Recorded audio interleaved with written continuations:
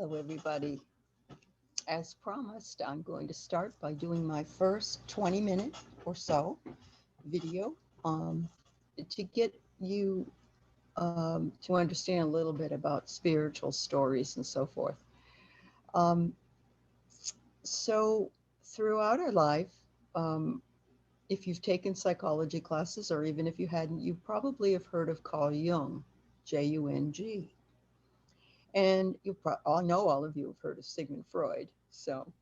But Carl Jung was a man who studied and talked about the collective unconscious, which he says we all have.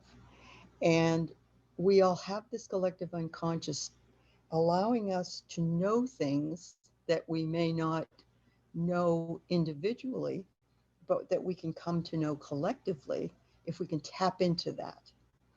Part of those things that he speaks about would include symbols, and it would also include the ways that we feel about things. For instance, most people that aren't afraid of dogs, let's say, they might say that a dog is man's best friend. They may say that a dog is loyal and stoic and trustworthy and so on and so forth, and it makes a good companion. Um, And so, along with that idea, there are lots and lots of things that we collectively know, even if we think we don't know, about, um, symbols. And of course, we all grew up, even if we weren't religious, we all grew up knowing what a cross represented. Um, and yet, there are things that a cross can represent that might be bearing one's cross or bearing one's burden. So a cross could be a burden, or it also could be a sacrifice.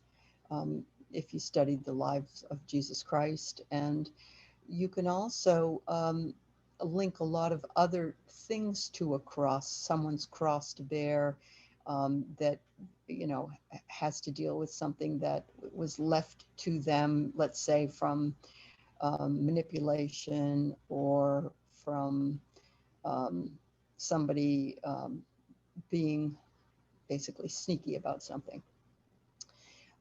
So I think that it's important to mention Carl Jung and his collective unconscious, because we dream each night, and dreams come in very much into this idea, because we also have differing interpretations depending on how we feel about something. You'll all be very confused to know that I'm afraid of fish. And I find that very interesting because it symbolizes a lot of different things. It symbolizes money and abundance, and it symbolizes the spiritual life and so on.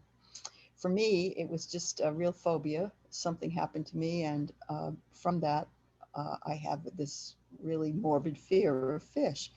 Other people have fear of going out, or fear, and so some of those things, I'm not going to get into too much of a psychological situation here, but I want you to realize that very deeply in us, we have lots of things that from which we make meaning. Some of those other things will be archetypal things. The king, there's an archetype for a person that's a king. There's an archetype for a Scrooge, a miser. There's an archetype for damsel in distress or princess. And there's many, many of them. And I'd like to be able to go over those with you as time goes on. But archetypes are what we consider to be the pattern for something. So we might even say that the pattern for women has been built in as maiden, mother, crone, three different archetypes. The first being a maiden or a young girl, somebody that has not, maybe under the age of 20, or could even be more, one that has not experienced life yet. The second is the mother, who bears the children and has that ability to nurture in that way. The crone is the wise old lady. I don't look at it as a negative, because in order for us to get to that point, we've had to go through an awful lot of stuff to get where we are. So it's not a negative with regard to the way I feel. In fact, I find it to be a very positive thing. thing that, and it also means a woman who cannot bear children anymore. But we can still give birth to ideas and creativity, of course, and we can share our gifts with other people. And part of what I want to do here is give back and to share what I know and leave a legacy, even if it's a tiny legacy, doesn't matter. Because whoever needs to find this information will find it. And if somebody doesn't care for it, then they can just move on. So I thank you for coming here and taking the time to listen. So my journey um, sort of laid itself out for me within the last 24 hours when I decided that I was going to learn how to read Lenormand cards. And what I like about them is there's no upside down readings. There's no deep hidden messages there. It just gives you the message right there. If it's a ring, it's a ring. And if it's a rider of a horse, that's what it is. And what does that mean in symbolic? You know, certainly a house is something that's a house. We can't really disguise that, but or garden or tree. There's a lot of them. And it's all in how you pull those cards and they are read from left to right, or you can read them also starting with the first one that will influence the second one. You'll get more of a message, and then the second and the third and the third and the fourth, and then eventually it's the whole ball of wax. And because there are different meanings to them, maybe they would represent a person sometimes, maybe they would represent a situation sometimes. And what I like about it is it tells a story. The tarot also tells a very, very distinct story. And the people that can do the tarot, God bless you, because I look at the major arcana, and I have a little bit of a feeling about what each one of those means, because it's a progression. You're progressing from basically the hanged man or the fool, and you're stepping off and you're going into the magician. You're going through all these different things. When you're bringing in other things, they might be messages, they might be other things, and then if it's upside down, it means something else. And I just really applaud the people that can read those. And I don't say I'll never do that, but right now don't have the time to do that. And also would like to have this be the beginning of something that I'm doing that can give back to the community. So some of the things that I might talk about, you're not going to be interested in. And some of the things I talk about, you may want to listen to more than once, whatever it is that you decide, or you don't want to, you just don't want to listen.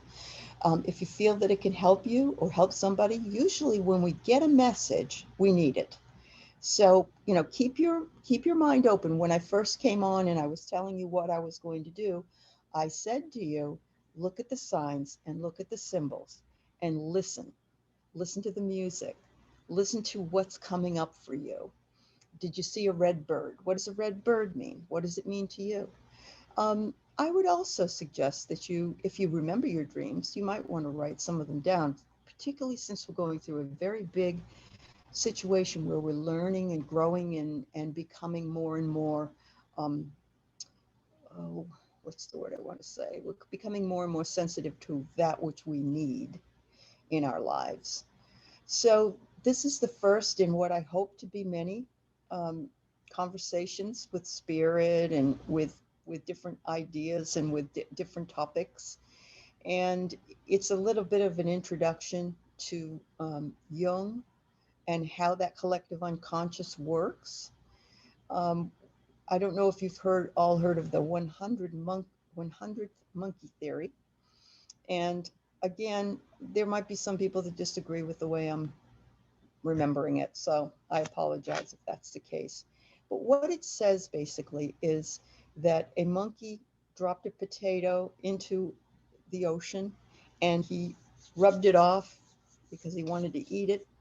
And when he did and he bit into it, he liked it. It tasted good. It tasted more like salt and it wasn't dirty. Before that, he had eaten all the dirty potatoes. And eventually, with no link to other islands, other monkeys started doing the same thing.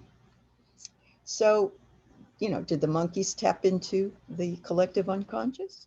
You might think so. The other example that I remember someone telling me about was that an idea whose time has come will usually come to more than one person. And in this case, we did see that with two men, Mr. Hale and Mr. Bob. Mr. Hale and Mr. Bob did not know each other, lived on other parts of the world, and eventually saw a comet coming. And just about at the same time, they both discovered it, and so that's why it was named the Hale-Bopp comet, which was I think it was back in the 90s or early 2000s. So, you know, a lot of people will say the same thing about music. They might say that tune was in my head first, or even an idea. A lot of people are very fearful of competition, and so, they don't want to tell everybody what they're going to do and everything. But it is true that sometimes the same thing will come to somebody else because the time is ripe for it. And usually the time also can be ripe for things to make big changes in the world. And those are called paradigm shifts. But those take a lot more people to get together to do that. So very often you'll hear a message as well, and you'll hear it more than one time. You'll read about it, you'll hear it on the news, you hear somebody else saying it. So this morning when I was listening to Amanda Ellis on her channel, and she's the Metatron lady, and I was listening to what she had to say, and she was talking about build it and they will come, and the field of dreams, and she was talking about a dream that she was having, and how we need to be prepared for what's coming forth in our lives, and we need to be prepared so that when it comes, we can just jump right into it and not be afraid, because we've made the preparations necessary to be there. And when you have the time to do it is when you have to do it. You can't keep postponing your life. This is not a dress rehearsal. You need to get going on what it is that you would like to leave as a legacy, what you would like to know, what you would like to do. And it never hurts to keep learning. It never hurts to keep learning. And so I offer you my deepest and most humble feeling that I am just here as a messenger. My message may not be everybody's message. And, there are the people that are the naysayers as well. And that's okay. That's okay. We all live in this great big world, and we're all different. And because we're all different, we can't all believe in the same things, or we can't all know the same things. So I hope you have a blessed day, and I'll be back soon with more on the Lenormand cards coming up. Take care.